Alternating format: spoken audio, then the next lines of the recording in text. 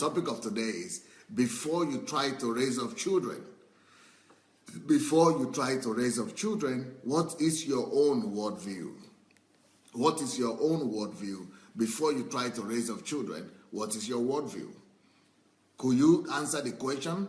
Unfortunately, I'm sorry that too many parents are not able to answer the question about what their worldview, even though they are parents. And that's why, I've always been saying that parenting is not for everybody. As marriage also is not for everybody, especially parenting. When it comes to parenting, most people who are parents are not ready for it. They don't even have an idea what it means to parent. So we don't know what is parenting, but we go into it. And that's why a lot of children's destinies are messed up. A lot of children's lives are totally ruined and destroyed because the parents don't even know, they don't even have an understanding of parenting before they went into it. Most of us will only get married because we are of age. So we are using physical parameter to determine if we are qualified for marriage or not. We are using physical parameter to bring other lives and other children into life. So as if physical parameter and physical argument is enough. Can you imagine most people only marry because they are growing old, or because they are 20 years or 30 years old or 40 years old, so they have to marry? Is that enough a reason to begin to bring lives into the earth? Is that enough a reason to be able to give birth to children and not even be able to know what to give to them and what direction to lead them in? It's a whole catastrophe, and too many people are repeating this catastrophe in the life of their children, in the life of their generations, without even knowing it. They think that everybody is just doing party, everybody is just feeling good, and the basis for our decision is on instinct. We use instinct as the basis for our decision. What is instinct? Instinct is something that is only meant to be the main decision-making center for animals. Instinct is for animals. Instinct is what God has put in animals for animals to be able to orient in life, to be able to find their way in life. Instinct also are in men. But God put two major instincts in men. The instinct for self-protection, self-preservation, the survival instinct, and then the instinct for self-multiplication, for multiplication. So that's sexual instinct. So there are two main instincts, for security and for sex. Now, the instinct is not the main reason why we should bring other people into the world. Even though, yes, it is needed. That's one of the reasons why we have children, to be able to bring other people why we marry, to be able to bring other people to the world. But the instinct is not the main factor of life of a human being. Instinct is not the main thing that human beings are supposed to be led by. Men are not supposed to be led by the spirit, by instinct. Men are supposed to be led by the spirit. Men are supposed to be led by their mind, by their person, by their personality. Men are supposed to be homo sapiens. It is the mind of man, it is the reasoning of man that is supposed to help him to take decision. He is supposed to be taking decision based on his reasoning, based on his values, based on his content, based on his on the belief system, on his value system, not based on instinct, that it just because he has sexual urges. Sexual urges, could be met, but before you now try to use that sexual urges to now bring in people to the world, other people to the world, you must make sure that you first plan for it. You must make sure that you have done enough calculations. You must make sure that you have done enough preparation. You must make sure that you have, done enough to be able to give a worthy life to that child. You must be able to know that you are well aware of what is parenting, that you are well aware of what it means to even be a mother or father, or what to give to the child. You must know the mission and the purpose why you want to have that child. You must be able to answer your questions, yourself, the main questions of purpose, of creation, of existence on earth before you begin to have children. But unfortunately, many people don't even think about these things. They only think about the physical factor. So if you only use the physical factor as the only reason why you are married and brought up children, that means that that is what you are going to have. You are only going to use physical factors, carnal factors to raise up those children. It is what you use to get them that you will use to sustain them. So if you only brought children up to the world thanks to your instinctive desires, it is that instinct that we use to raise them up. So the life of the children, you will not even give real life to the children. You only give them the life of biomasses. You only give them a physical life. You only give them biological life. And then you only sustain them and raise them up through biology as well. You only raise them up by feeding them, by clothing them. You only attending to the physical body. You are not going to be able to attend to the personality. So you are not going to be in the position to raise up a person, to raise up a personality, to raise up a full individual. You are only going to be able to raise up a flesh individual, a mass of body, a biological mass, instead of a real human being. That is what happens when the basis of our decision is just instinct and flesh. When the basis of our decision is just sexual desires or age that we are getting old. That's why you are bringing a whole child, a whole human being to the world. Can you imagine how much that human being will suffer later on? Can you imagine how much sorrow, pain, and destruction and frustration that child will go through just because you couldn't give him direction? You couldn't even tell him what is the purpose of life.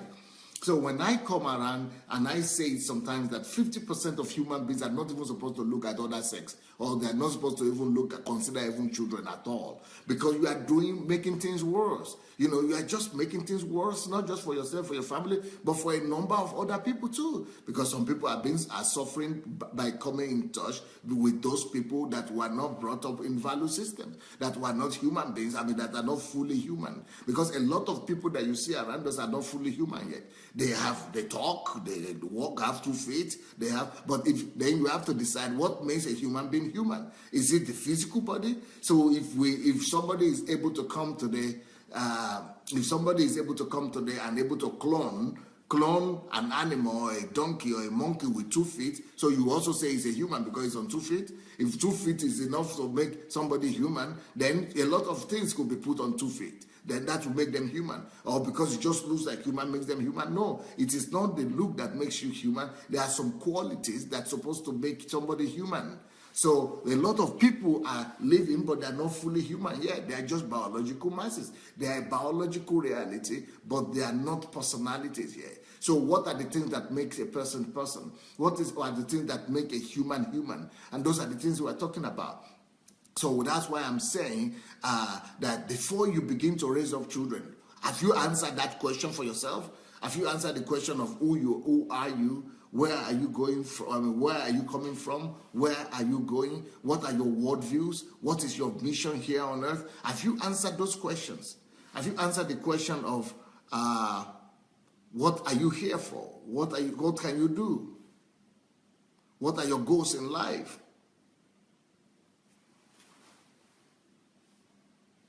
That's another thing I'm going to resolve one time. So have you answered the question of worldview? What is your worldview about life? Because if you don't have a worldview, what are you going to teach the children? And a lot of people don't even have a worldview. And they're going to, so what are they teaching children? They're teaching them nothing. They're just clothing them. They're just feeding them. And the Bible, Jesus told us clearly in Matthew 4:4 that man shall not live by bread alone. So it is not just by clothing your children, by buying them clothes and feeding them food, giving them food to eat, that makes them human.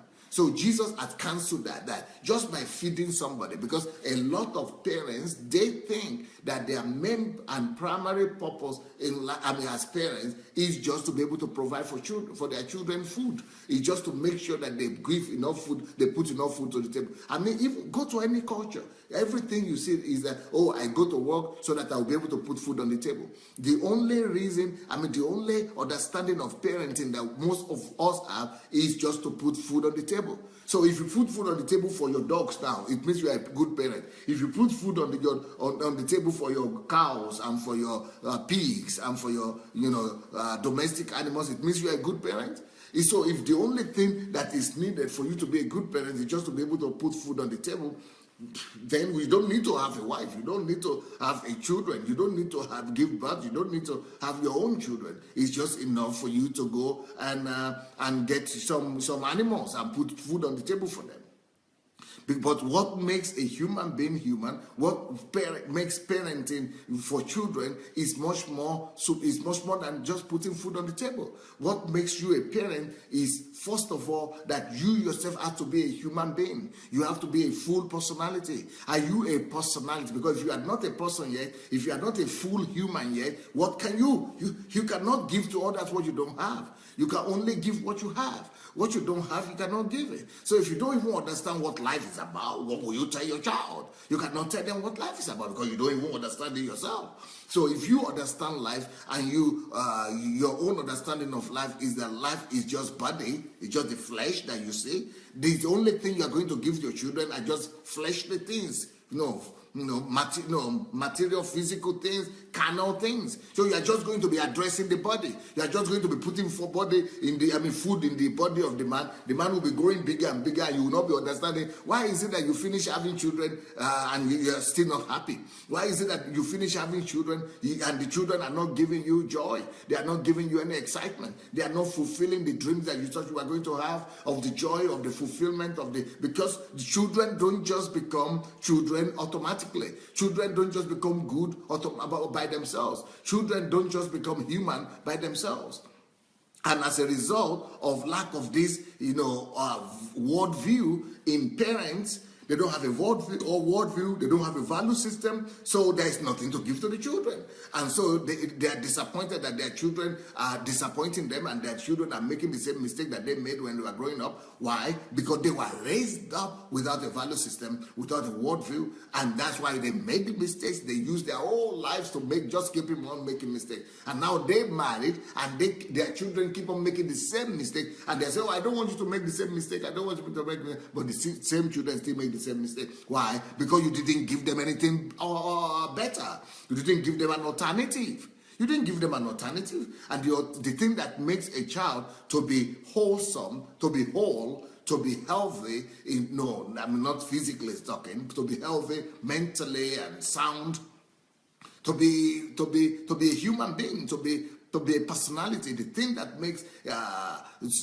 somebody to be a personality is not just that they are eating. That just makes them to be alive physically. But what makes them to be a personality is the value system that you are able to create in them. It is the value system that you are able to bring them up in. It is the worldview that you as a parent have. And that's why I'm asking you the question. Let's start with you. What is your own worldview? Do you have a system of worldview that you are standing on that is really establishing you where you are, that is making you to be solid? Are you solid as an individual?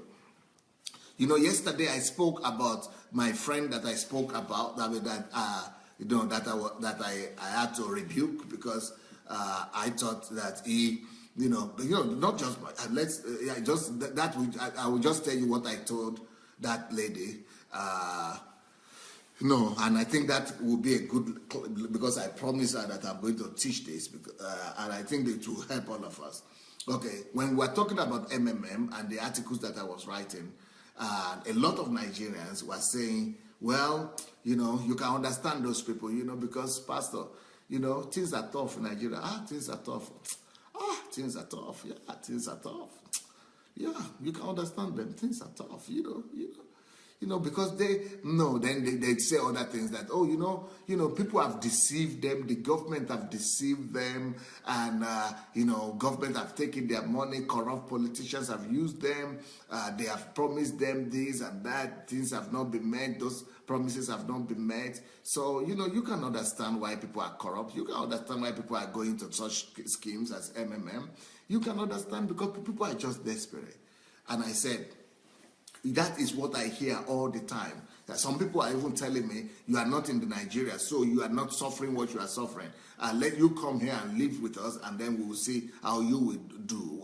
So what they are believing, these are Christians and things like that. So, but these are people who might not be doing the MMM, and they might not be doing schemes or killing or robbery, but they are saying, things are tough in the country. That's why people are doing. So I was telling this my sister that, even though she's a strong believer, she's not doing any of the wrong things. And I was telling her, but just by you assuming or tolerating in your mind that there could be a reason for wrongdoing, that there could be an excuse for wrongdoing, that there could be an excuse for evil, that you are already wrong. Yes, all of us are capable of doing evil. All of us are capable of making mistakes. All of us are capable of sinning, and there might be reasons for it. There are always reasons for things, all right? But there is one thing for you to just have some weakness one time and to be deceived or make mistakes or wrong judgment, and it's another thing. The reason I'm talking about it is not because I say we should be perfect. No, we all have issues, and we could all make mistakes, and we could all fail and things like that. But what I'm saying is that when it comes to the larger value system, so I was telling her that the whole country of Nigeria, that is why the whole country is collapsing, and not just Nigeria, the whole world in general. And that's the reason between the Western world that are stable and the developing world, that because we don't have a value system. So I was telling her that this is a philosophical question. So she said, what do you mean? I said, I was asking her, what is your worldview? What is your philosophical worldview? She said, I think she couldn't give me an answer to that question because it's not a question that she hears all the time. What is your philosophical worldview? So I told her, I was giving her a small lecture, and I want to give you that lecture today. So when I'm asking you, what is your worldview today? Let me explain to you what I mean. There are two major worldviews that rule the world. There are two major worldviews that rule the world. The number one worldview is the worldview that says that everything you see, that it comes from matters, that everything comes from matter and energy, that there was a big explosion, and there's some matters like neurons, neutrons, all those, everything we see comes from matters. And it's called materialism. It's a philosophy school that is called materialism, or materialistic worldview. What does that mean? They don't believe that there is something, that the invisible things are the things that rule us. They don't believe that the invisible things are more important than the visible things. They don't believe in that. They believe more in the fact that it is only the things that we see that are there. Only the material things are real. Only the material things rule our world. But the things that we don't see don't rule our world. So it is what makes people to sanction. It is this kind of mindset that makes people to sanction, let's say, abortion, for example. Because abortion, you are not seeing the baby yet. Abortion, the baby is not here. So since you don't see the baby yet, it's not yet a child. It's not yet a human. That is what they are coming from. So the person that matters now is the woman that you see. So she can take a decision to remove the child or not to remove the child. But that is the materialistic worldview. That is what we see is what matters. What we see is what we use to take decision. And what that means also is that it is only what happens to us in the physical that actually decides what we do. It is what happens to us or how we feel now is what decides how we act. That we act in accordance to what happens or what we see, what we feel. It is only what you can feel and see and and touch and prove that is a reality. If you cannot prove it, it's not real. So that is the materialistic worldview in life. So I was telling this my sister, but you are not coming from that worldview. You are not coming from that school of thought. That is not your philosophical school of thought. She said, okay, yeah. She kept on listening to me. I said, let me tell you about the second school of thought, where we are coming from. I said, what you are saying now is totally against your school of thought. She said, okay, what is my school of thought? I said, your school of thought is like Christians. We are Christians. We Christians, why are we Christians? What is our school of thought? What is a school of thought? A school of thought is a system, or a worldview is a system of ideas, is a system of ideals, is a system of value systems, is a system of values and virtues and principles that dictate how you live, that dictates why you see the world the way you see it. It is the system of values that determine your outlook at life and your response and your relationship to occurrences in life. So I say, now you are saying that those people who are doing evil in Nigeria, and the reason why there is crime in Nigeria, the reason is because of the poverty there. Okay, now if you are saying that, it means you are signing in on this in the school of thought of materialism. You are selling out yourself to the other side, to the to the materialistic worldview. And our own worldview that is supposed to be as Christians is that it is the things, and this is what we believe, that it is the things that we don't see. The invisible things are stronger than the visible things.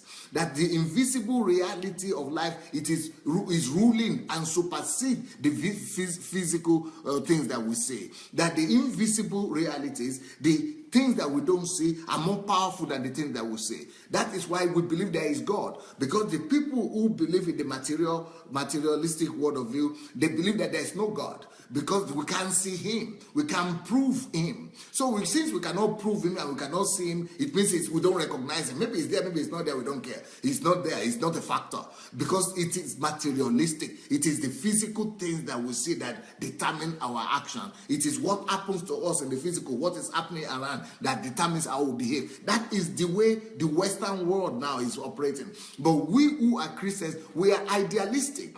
Even the whole Western world is based and was built on idealistic worldview. But now communism and atheism is bringing all that back. It is only the atheists and the communists that used to believe in materialistic before. But now the humanistic people in the world are now doing the same thing. The Western world are now going communistic in their worldview as well. So, but we Christians know that it is the invisible things of life that supersede the physical things. It is the things that we don't see that really determine the thing that we see. That everything starts from the spirit realm.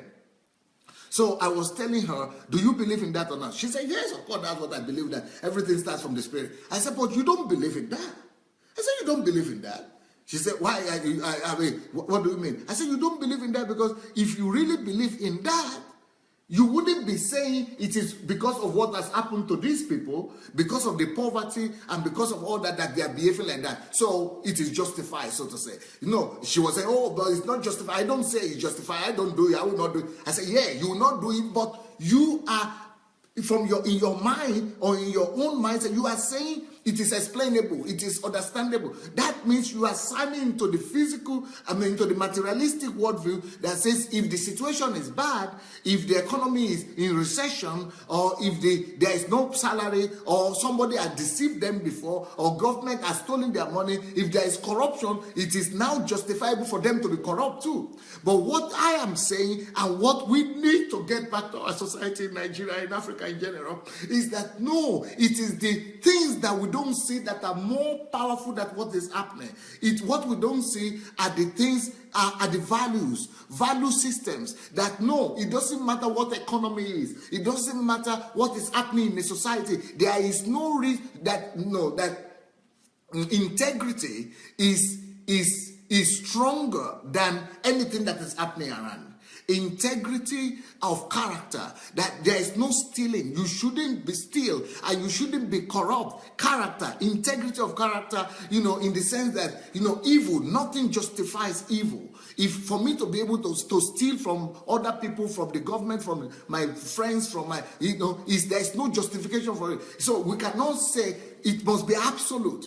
Truth are always absolute. So if we are on the side of God, and if we are believers, we think that we believe that the invisible things are more powerful. What is the invisible thing in this case? In Nigeria, for example, the invisible thing is that values are more powerful than than what is happening to me.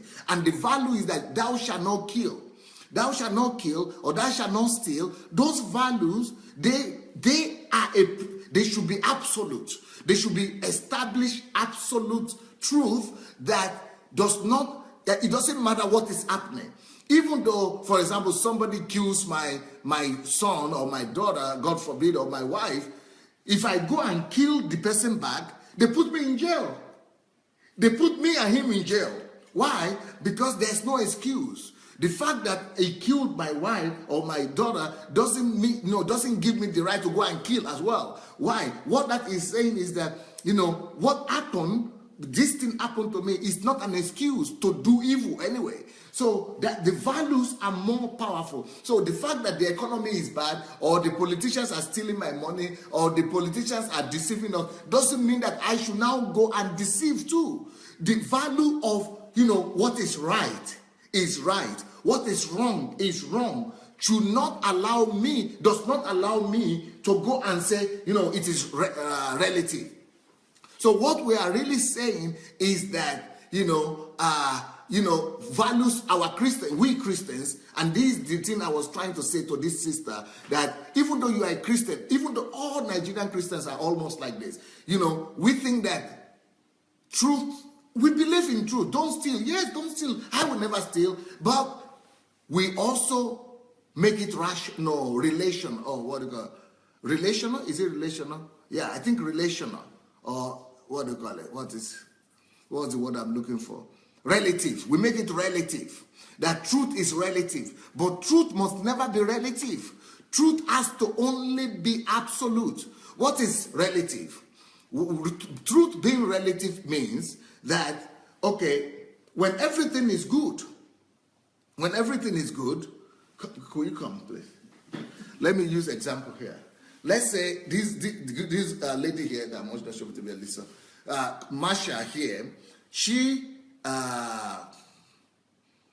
says, okay, the reason I went to steal in the shop is because I have a little baby, a small baby, and I need to feed her. What do you think the government will do to her if she goes to steal and because she has a baby?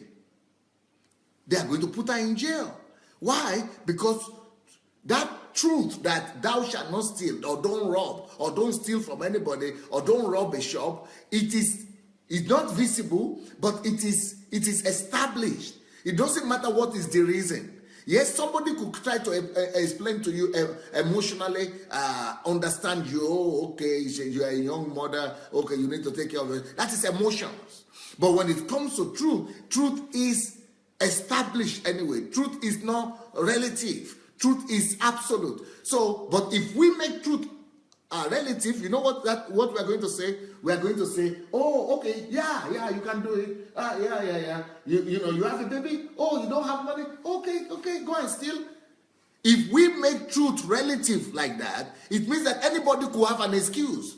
So being relative means saying that the truth will change and shift position in accordance or according to what is going on, or depending on what is going on. So if there is an excuse, the position of truth changes. For example, if there is difficulty, if armed robbers, if there is a difficulty in the country, we could say, let there be armed robbery. Then who are they robbing? They are robbing people who are innocent, people who are working for their money. Truth can never be relative.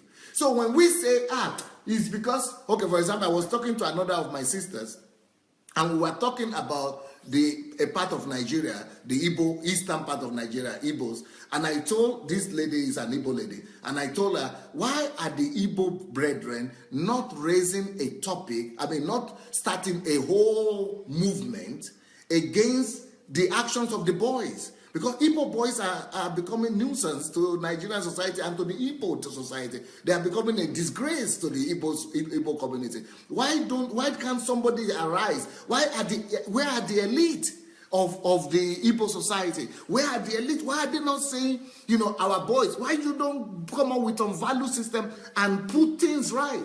Why don't you talk to the Biafran guys openly and rebuke them and put everything in order? Why don't you talk to the people who are carrying drugs? Why is it only that the Igbo people are the ones carrying drugs everywhere? So this, my sister told me that because they will tell you that everybody have their skeleton in the cupboard. Everybody have their skeleton is not a reason for truth not to be told.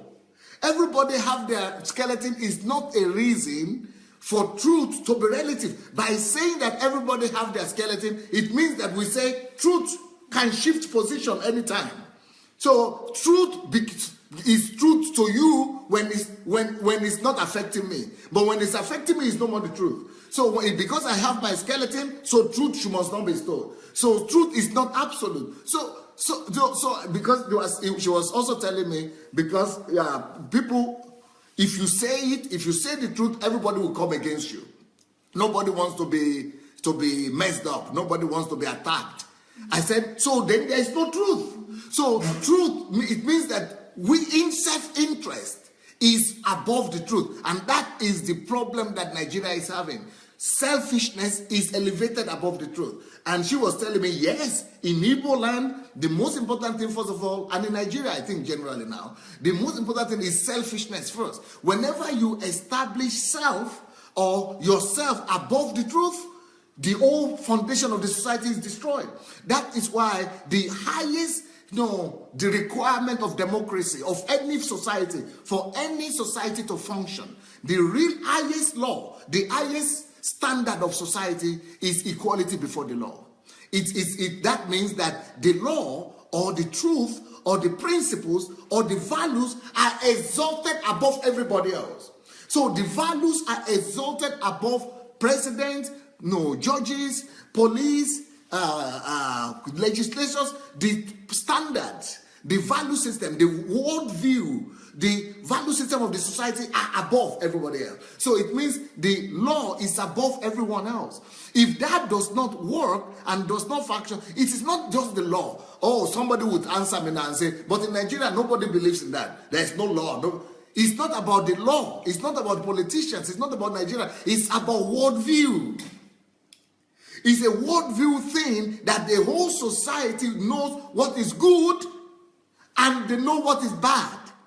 It's a worldview thing that it is not what happens that is determining if the thing is right or not. It is not if it happened to me that is determining if it's right or not. It is not if it is economic difficulty. There is an economic reason for it or excuse for it that is determining if it's right or not. It is about what is inside.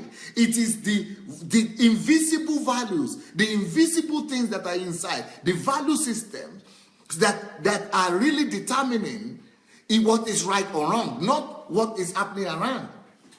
Now, but that is talking on the national level. So there are two schools of thought. The school of thought that says that, okay, you can understand them now is because of what is happening. It is difficult out there. So difficulty is what makes people, if that is saying, that is to say that the society is decayed. That is to say that the society can never be fixed because the society tolerates a relative standard of truth.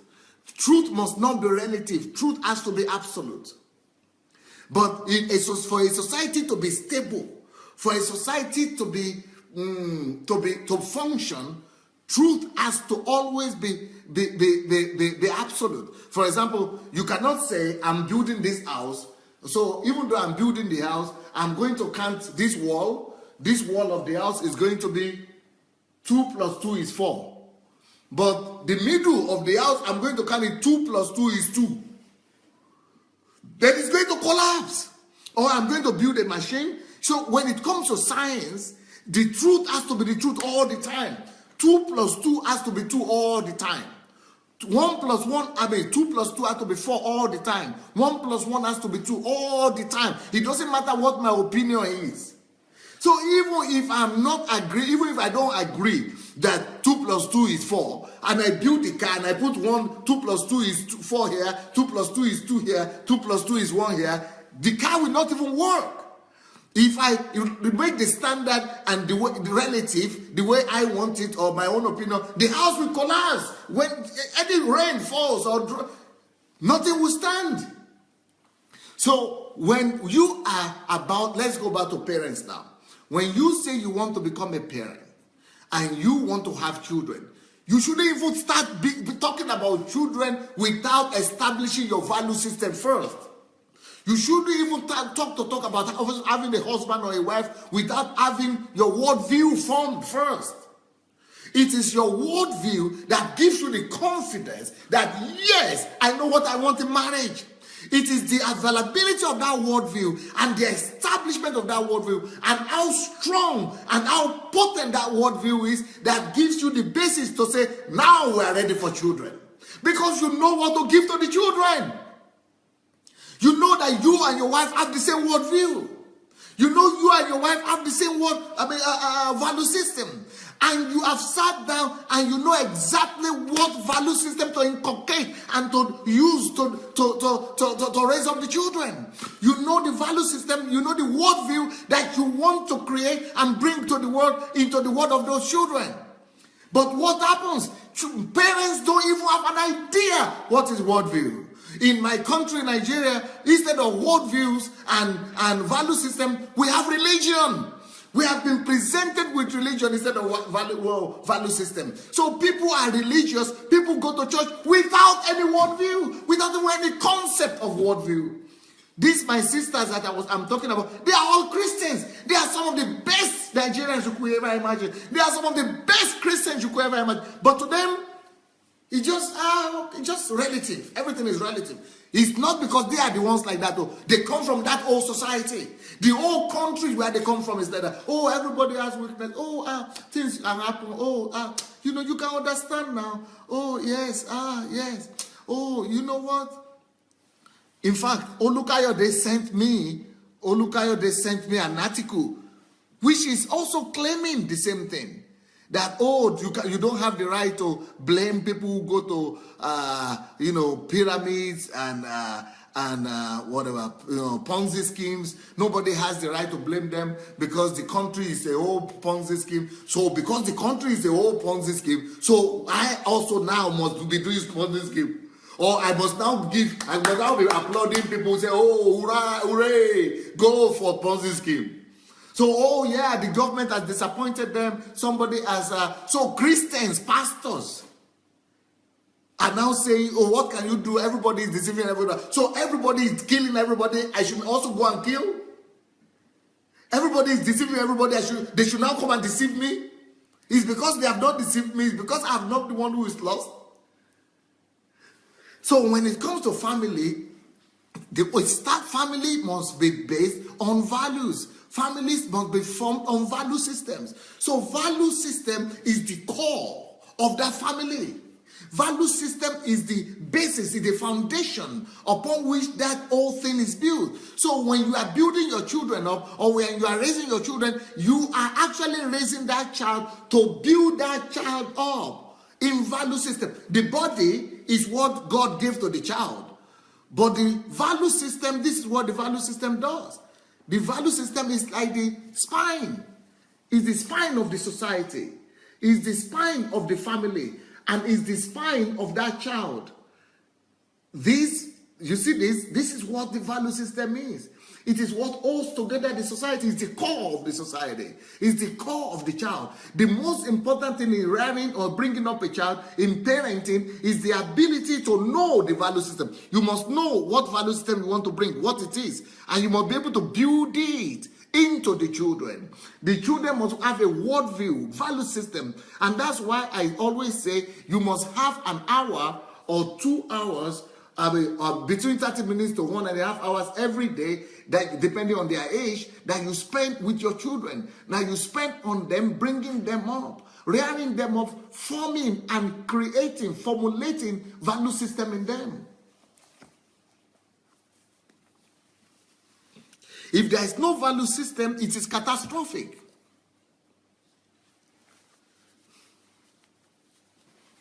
It is the value system that holds you together in trying times.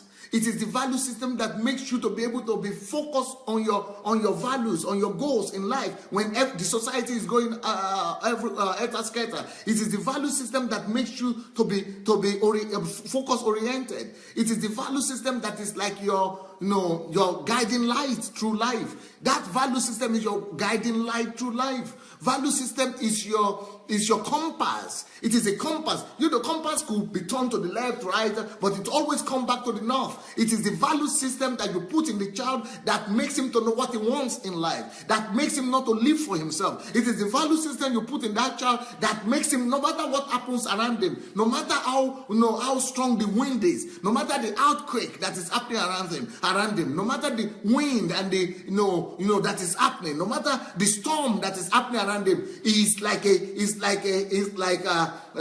compass. Compass, no matter where you turn it, it turns to the north. Compass, no matter where you put it, it turns to the north. No matter how you turn it, it goes to the north. Compass goes to the north all the time. So that is what value system is. That is what worldview is. It is your guiding light. It's, when a ship is riding on the ocean, without the guiding light, it will never come to its destination.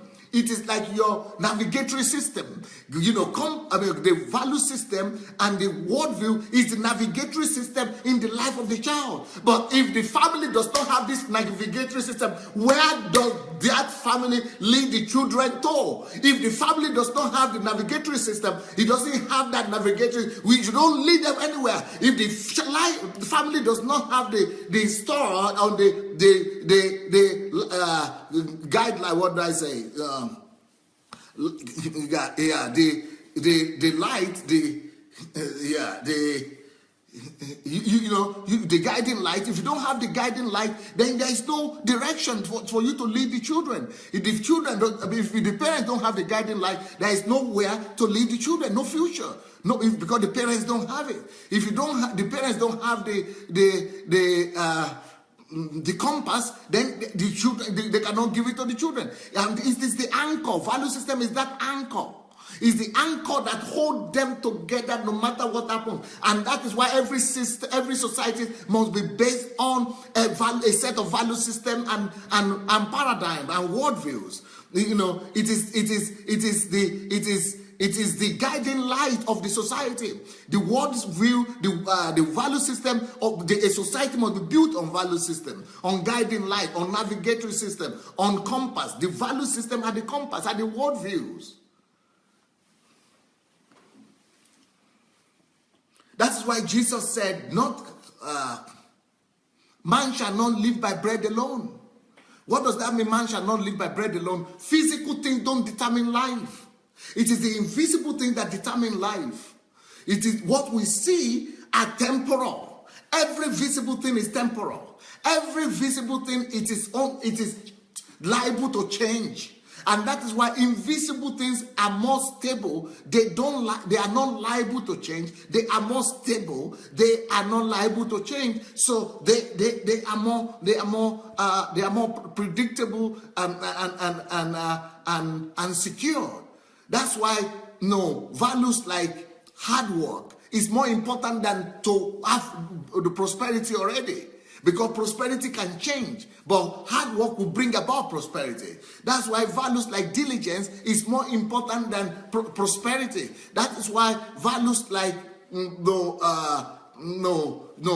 responsibility, sincerity, truth, faithfulness, all those things are much more valuable than the things that are visible. Because the things that are visible are temporal. They are liable to change. They are liable to change. They are relative. But the invisible things are the things that are there they are sustainable. They are the things that are there for the future. Now, that doesn't mean that we will not all make mistakes. That doesn't mean that we will not all fail. But even when you fail, you must have your value system in place and be able to know that what you did is wrong. But when it's not about failing or not failing, it's not about making mistakes or not making mistakes. It's not about, somebody doing what is wrong. All of us can do what is wrong. But even when you do what is wrong, you must still have your value system right. You must still be going the right direction. But when you are doing something wrong and you are not aware of it, or you don't admit that it's wrong, that's where the crisis is. So now the problem in Nigeria is not that people do something that is wrong. That anybody could do what is wrong. And things that have been wrong have been done in the West. But at least the West know their value system. They know their worldview. They know that what is wrong is wrong. They know that even when things are done wrong, they are punished or they admit it and they know what is wrong, what is right. But the place we are going to as a society, in Nigeria especially, is that we don't know what is wrong anymore. Where everything is relational. We don't even know if it's wrong, it's not wrong. Some people will even tell you, for some people it's wrong, for some people it's not wrong. This is your own opinion. Can you imagine that people that are being caught carrying drugs and are being executed for drugs? You don't know what his situation is. What situation? It is your own opinion. You don't know why he did that. It is not about... I'm sure God has forgiven him. He has repented. He's going to heaven. But still, the worldview must be indubitable. What is wrong is wrong. We are not saying what this condition is. Yes, there might be the conditions. There might be reasonable conditions. But that does not make us to change the value system. It does not make us to change our position on the truth.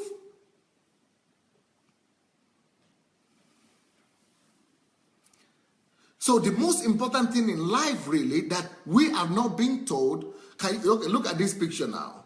I showed you this picture first. That this is the spine. This is the core of any society and of every family and of every child. Now let's imagine that a child is without a core, without a spine. It's a bunch of masses. It's what I call the biomass. This is just a bunch of flesh because there's no bone, no spine. Without spine is biomasses, biological masses. It's a bunch of flesh and bones. Everything collapses. This is what happens to a society. This is what happens to a family. This is what happens to the child when there is no core value system in that society or in that family. That's why you shouldn't be thinking of having a family without a core value system. That's why you shouldn't be thinking of having children without an established worldview. Because your children will be going around life without any structure to hold them together, without any anchor.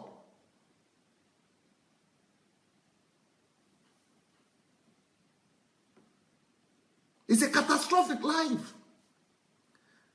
It's much more worse than the physical disability. This is the real disability, the core disability, the disability of personality, the disability of humanity. So when a society doesn't have value system, it's a disability of society.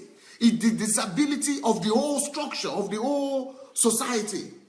It's a national disability. Disabled. The whole country is disabled. The society itself is disabled. People who are blind and crippled, they are better than somebody who is healthy and is crippled in values and he has crippled value system. So that's why, Nigeria is in a mess, right? But I myself wanted to speak for my Igbo brethren that nobody's saying this, that there's no values. You need to raise up a system of value system in the whole of Nigeria, of course, but especially in the Igbo people. I mean, not the all of them, but in the boys who are not going to school, especially the boys. Yeah, and I spoke to my one of my disciples, my leading disciple about it, and he said, Pastor, he told me a story one time. He told me that he, as an elder, was leading a meeting one day in his village. So he said he is the head of the village. He's 60 years old, or over 60 years old actually. And he's a professor, this man. Professor. Anywhere in the world, a professor is supposed to be respected.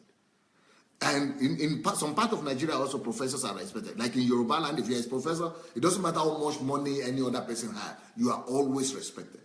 So this my professor friend was leading a meeting for his own extended family, big family meeting, and he's the head of the family. So he was talking about values and what to bring to the table. One boy, 23 or 25 or 27 years old, just came from somewhere. Nobody knows where I got his money from.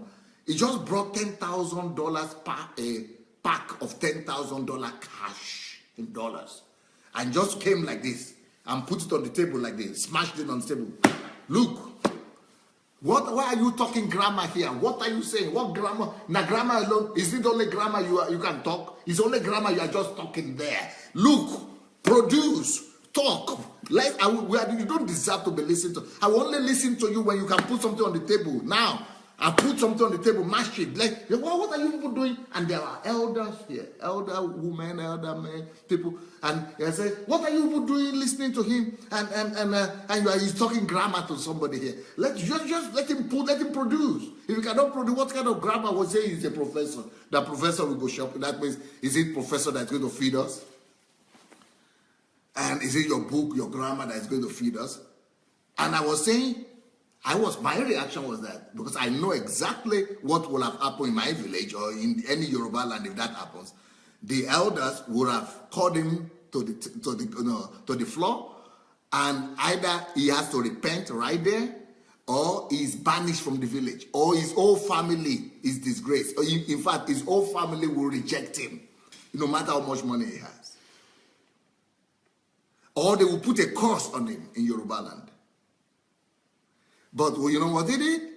What the elders did? All the other women, they were saying, Professor, you see now, small boy like that is producing, putting something on the table. It's true now, because it is, the things have to be done, and if, it is money that we need. It is money that will resolve all these things. So if, it's true, it's right. Everybody went to his side. And I told him, I said, Prof, you are supposed to address that question on national level. He said it's too big, and we are going to address it. We are going to fix it. We should fix that. Because that is a crisis there. That is, it means that there is no value system. That, first of all, this man is an elder. Secondly, this man is educated. Thirdly, that man is... He's talking, I don't even. So that means there is a whole breakdown in value system in that part of Nigeria. And now I could understand why nobody could talk to the guys who are carrying drugs, or to the ones who are doing Biafra. Why everybody is just playing game. They are just, playing game like this. Because, nobody wants to, because truth is relative to them. To everybody, truth is relative. So, there's no absolutism.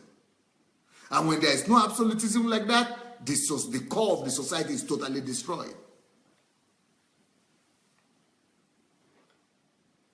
So that is what we must redress. And that's one of the main things that we are going to face in Nigeria, that we must address in Nigeria.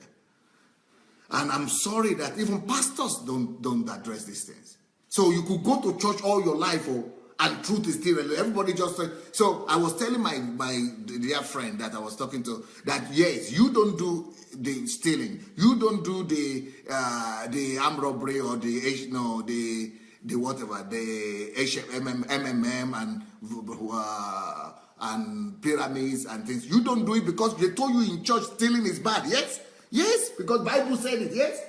But this is not what we are saying. It shouldn't be because Bible said it. Yes, your value system could come from the Bible, but you shouldn't say you don't steal because you are a pastor, or you don't steal because you go to church, or because pastor said it. So if there is nobody to take you or to know that you go to church, you will do it. It should become your core. It should become your worldview. It's not because you go to church, you don't go to church. Your worldview must be established. It's not conditional. Either I go to church, I don't go to church, I'm a Christian, I'm not a Christian. So because if you are not, If it's because you are going to church, when nobody is there from the church, then you are going to do the wrong thing. When nobody knows that you are going to church, you are a Christian, then you are going to do the wrong thing. So it must be because it is a value system. It's a way of thinking. It's a worldview that is the way you see the world. We must be able to, on the basis of the Bible, on the basis of the Word of God, come up with our value system as a nation. And I'm writing a book right now about that already. So that the whole Nigeria could be taught in values and be able to know that values is what is wrong in our society. And it doesn't matter if you're a Christian or Muslim, just value. It's just like in the West here. You don't need to be a Christian to know that what is wrong is wrong. Either you are atheist or you are homosexual in the West. Either you are homosexual, Christian, everybody abide by the same set of value system. Because everybody knows what is wrong and what is right. It's a philosophical question of either, of what is wrong and right, of worldviews. Every society must be based on, on a philosophical, on a set of worldviews and value system upon which everybody knows that these are the value systems. And if we don't have that as a society, we are not building anything. Everybody will just be caring for their own interest. Everybody will just be caring for their own thing. Everybody will just be thinking about themselves. So when it pertains to me, then I'm right. When it pertains to me, then it's wrong. It's not wrong. When it pertains to me or my people, then everything is allowed.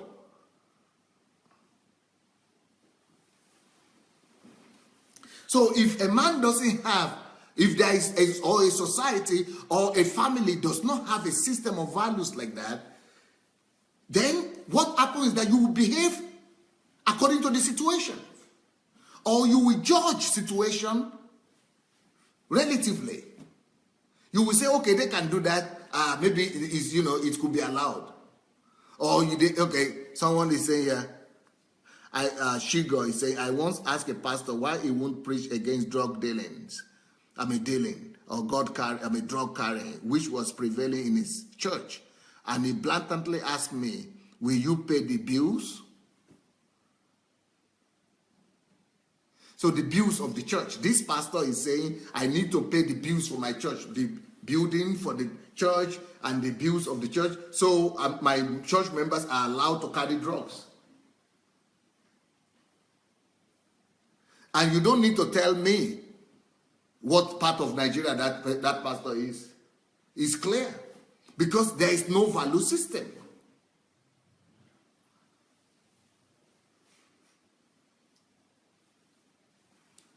In that part of Nigeria also, I saw an article which is a Nigeria is spreading though from that part of Nigeria, from that particular part of Nigeria to all of Nigeria. All of Nigeria is becoming like this now. All of Nigeria is becoming like this. This is a very alarming example here, which I showed to my sister, to another of my sister. You will not believe this one that I'm going to show you now. This is totally blatant. And nobody in that state, or a visible person at least, went publicly to demand for this to be redressed.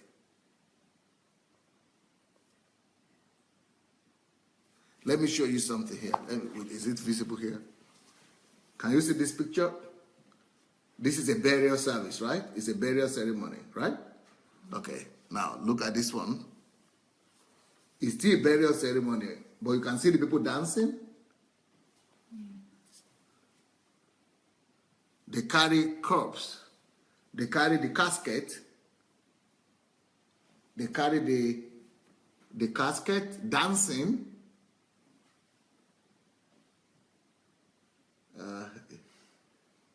They carry the casket, dancing and rejoicing. This is all celebration thing. All right? That's not the problem still, though. I will tell you where the problem is now. This is the burial ceremony. The pastors are there. Churches are there. And then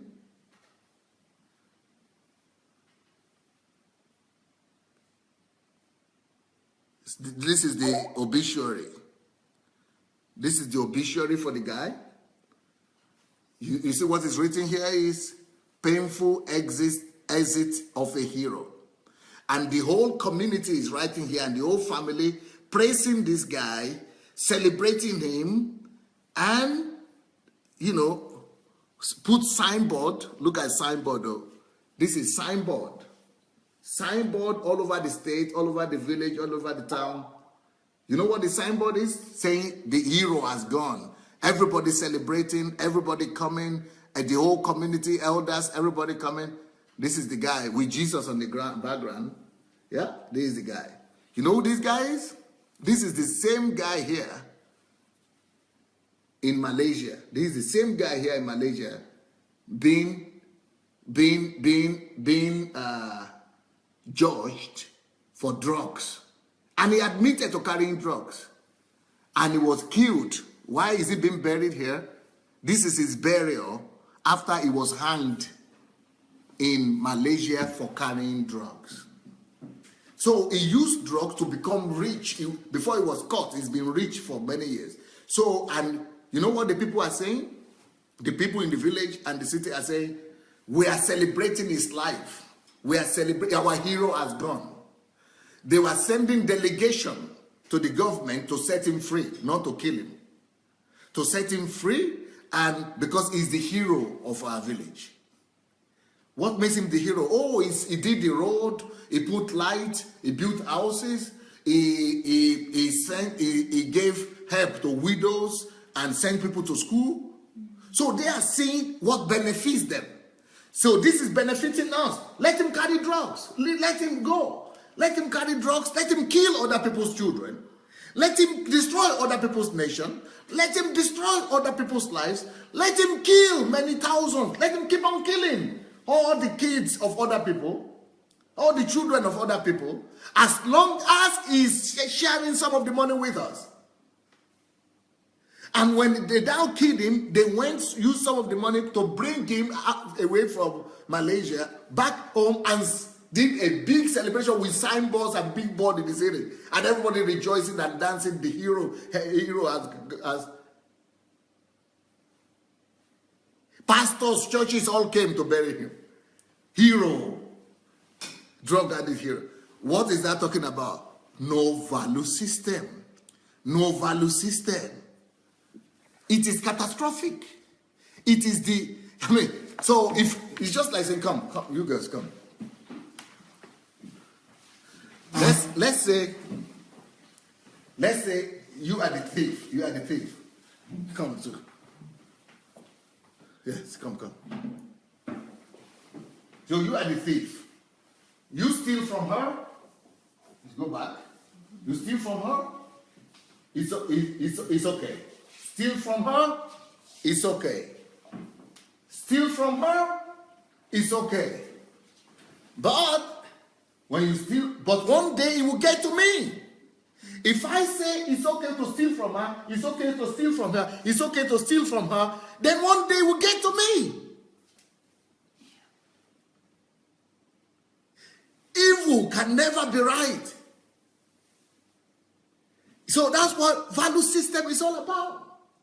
Worldview is that, yes, she can steal. Let her steal. I understand that she can steal. You know, maybe something happened, she can steal. Even when she steals, she also must have the right value system that, yes, I stole, but it's wrong. It is never condoned that I stole. I stole, something happened, but punish me for what I did. I don't deserve to go, you know, to do what is right and say it is okay because I'm poor. So when I wrote something, I put that article on my Facebook. If you see the way people were attacking me, people were saying, what is your problem? Well, you know, Nigeria is tough. So that he's doing what he can do to provide for his family and for his people. He's doing what he can do to provide for his family and his people. Killing him, killing people. He's doing what he can do to provide for his family. He's doing what he can do to provide for his village by killing people. And pastors are going to celebrate him.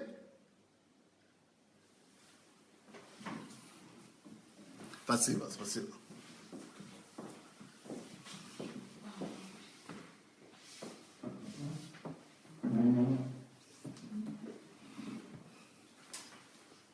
Value systems.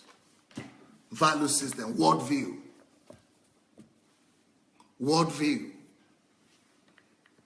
So what the question I'm asking you as parents, you are all parents. You want to give birth to children. Somebody say, I want to have 3 children, 5 children, 6 children. What do you want to give those children? Is it this same value system? You know, I was talking to one Igbo lady the other day. She said, Pastor, I don't know what our people should do with our boys, with the men in our country, our side of the country, because the Igbo boys have become the crisis in the society. I said, why is nobody talking? Everybody is afraid. Oh, they will attack you if you talk. Oh, if you talk like this, oh, they will attack you. Oh, nobody wants problem. If you don't want problem, why you leave? Why do you even leave in the first place? If you don't have value system, you shouldn't live. It's like living like this. It's like living like this. How can you live? That's not life. That life is counterproductive. Every village and city is supposed to ban those kind of people. In my own state, there is a senator in the federal government, who the America is demanding to be extradited,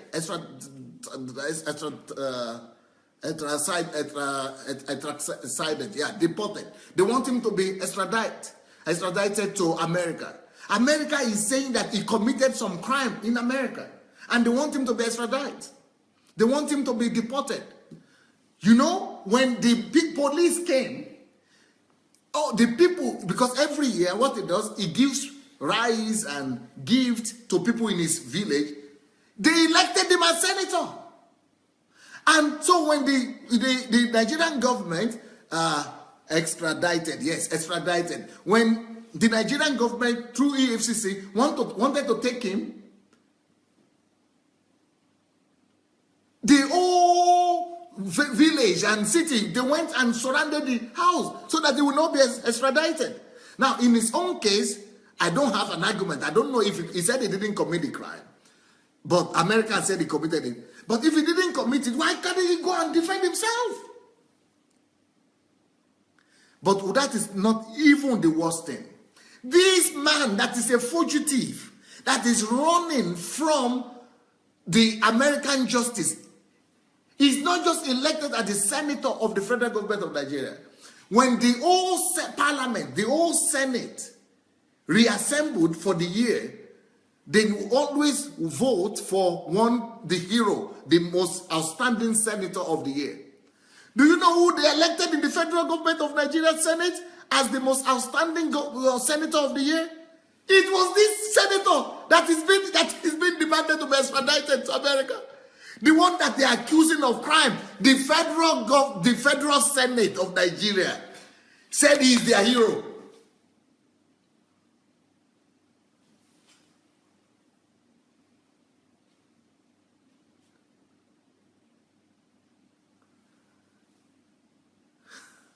So what are you talking about?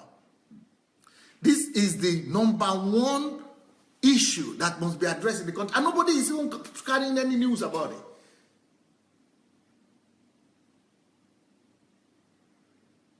Nobody raising an eyebrow.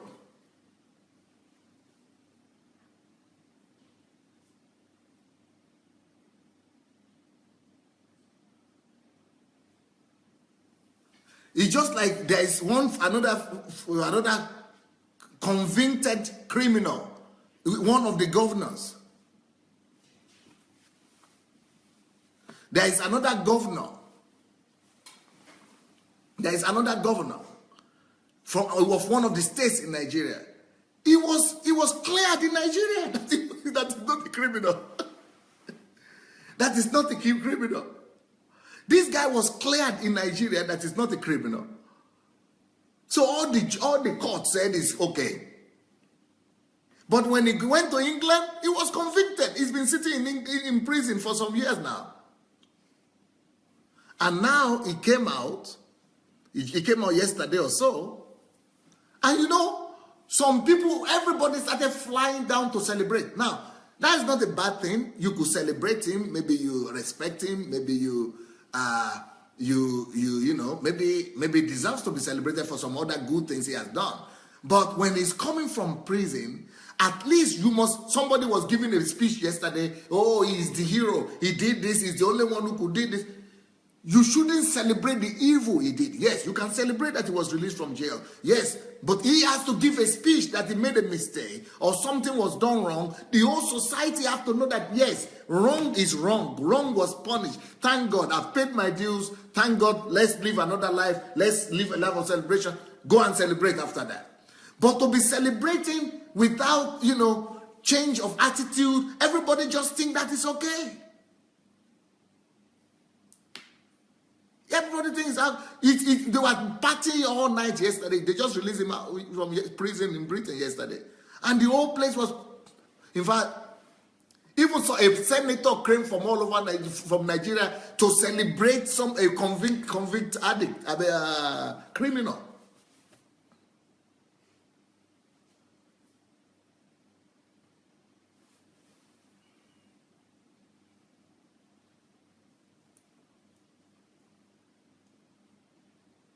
In fact, right now, as I'm talking right now, there is a case in court when a Nigerian Oba is a king in one of the my part of the country, because this is just to note how the whole country has been affected by this.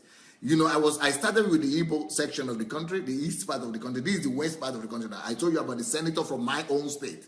From my own part of the country, Ijebu, which is somewhere. Then, another part, from my own part of the country also, a king was, this allegation, this accusation, I don't know if it's true. This guy is a young guy, 30-something years old.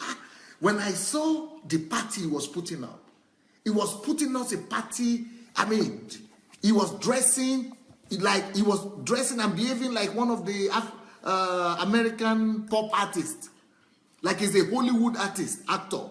He was just behaving like one of the Hollywood, stars, like those black stars. Not even the good stars, the stars that don't have values at all. And the man was celebrating because they made him king in his village. This in Yoruba land, this man was made a king. And because he's living in Canada, he's the Nigerian that is living in Canada, that's living outside of Nigeria. But nobody knew, and I'm sure there will be some people in that country who knew what he was doing, or at least in his surrounding who knew what he was doing. You know what this guy was doing? At least this is what he's been, because one person from the state got to know that he has been accused. This guy had been convicted either in America or somewhere, or in England or somewhere abroad, of doing 419. Maybe he's not the one he did do it himself, but he was involved in 419. Maybe he organized some people to do it. The bottom line is that this guy was doing 419, and he made a lot of money. So the problem with the culture is, why I'm blaming the culture and the society, is that nobody wants to know how you get your money anymore. Nobody knows where this guy got his money from. He just said, oh, I'm coming from abroad. I'm coming from overseas, from America. So my money is coming from America, from Canada. But really, in Canada and in America where he was living, he made that money by defrauding Americans and by defrauding white people, Europeans. And he became so wealthy, he built a palace for himself. And he was selling, people who make their money in legitimate ways, there is a way they don't behave. They are respectable people. But even from the very first day I saw that guy, young guy, fashionable guy, beautiful wife, as if they are coming from Hollywood. I said, there is something wrong. In fact, I'm looking for the photograph now, because I said there is something wrong with this guy. This guy is not clean. You know what? Somebody got the information from the state, his own people. That's the good thing with the Yoruba. At least they are still trying to maintain their values, but not all the time. Thank God for that person. They found one person from his own town or from his own state, who, not from another town or so, but from the same Yoruba area, who discovered that he had the news that he was accused, he was convicted for 419, and that he has some information that this way he made his money. Even though he's a king already, the government of the state and the people of the state decided to remove him. And they took him to court because he doesn't want to be removed. They took him to court and he refused to come to court.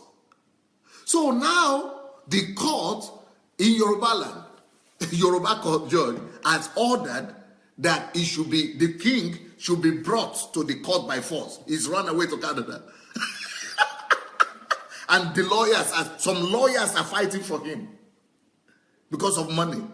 A king, a sitting king. This is a monarch in Yoruba land. So just for you to see how bad and how perverse this has become in Nigeria as a whole. No value system.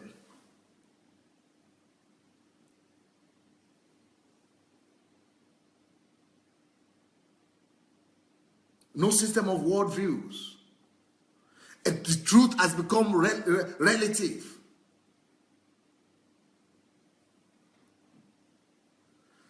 Somebody said Abdul Rashid is his name. Yes, I think so. Let me see if I can find him.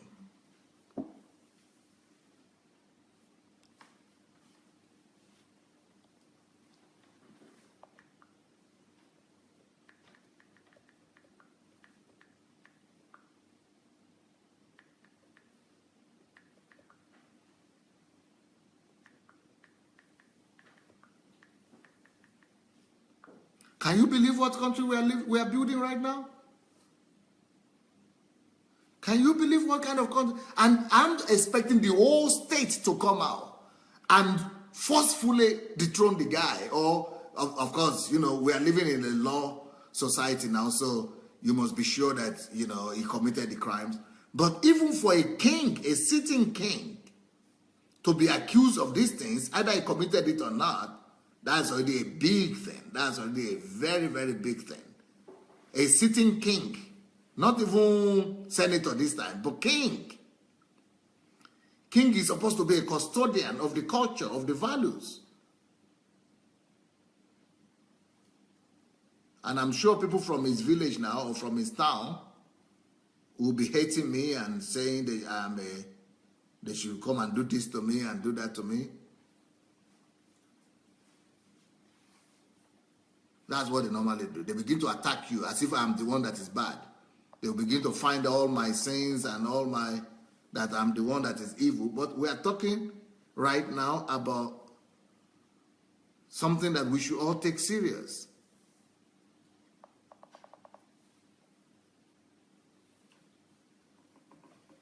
So the guy now is running away from being arrested.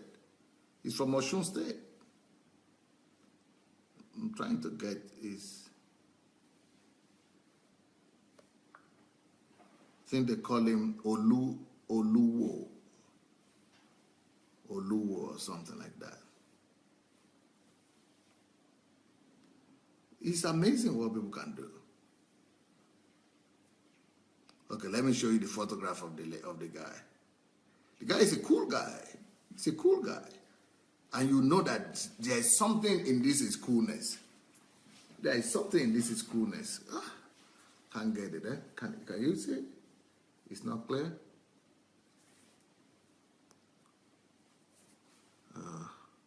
See the wife? You see the guy and the wife? They are so cool. You see them? Cool guys. He's always with his smartphones, and you see the wife there. There's the wife. Cool girl, cool guy. And so the guy himself, he's a cool guy, huh? Always wearing his beads and his cool guy. Cool guy. Young guy. Value system. And the whole country, a whole village, I assume that definitely they don't know. I assume that they don't know what he's doing. See the guy. Cool guy. See the guy. 30-something years old. See how he's dressed, like Coming to America. Do you people see Eddie Murphy's film, Coming to America? He's living it in real life. He's living it in real life. Cool guy, huh? I wonder why they get, at 30-something, where did you get all those millions from? We don't know some Americans, some Europeans and Americans have paid the price. Could have been duped. No value system. No value system. But how can such a person become the king? You ask me. Because no value system.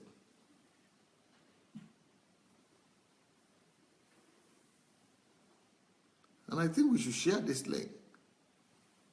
Look at the guy. He's even in Yoruba land, some people were criticizing him because he would wear jeans on the throne. Can you imagine that? Look at the guy. When I saw him wearing jeans on the throne, I said, this guy, there is something suspicious about this guy. For him, he's just living high. He's just being on high, he's just having fun. The guy is just having fun. He's not doing any Monica something role or anything. The guy is just enjoying himself. The guy is just enjoying himself. Can you believe it? The guy is just enjoying himself. He's living big as a king. Of course, we don't know yet if he's going to be convicted or not.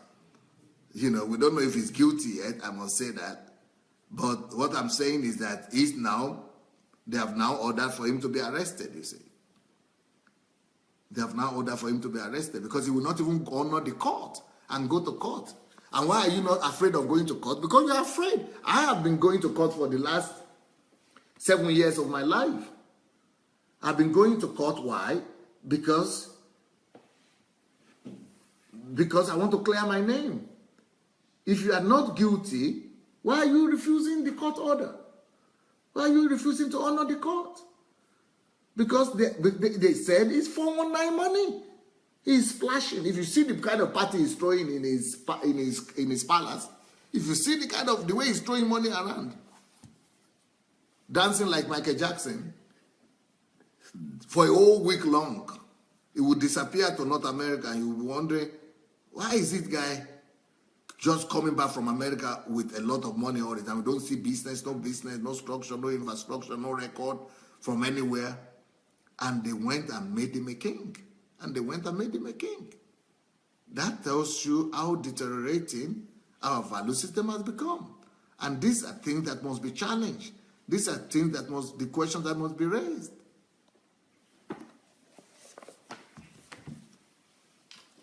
So just for you to, because if I don't balance it up like that, somebody will say I am against the Igbos. So just for you to know, it is a Nigerian problem. It is a pervasive problem in the whole country as a whole.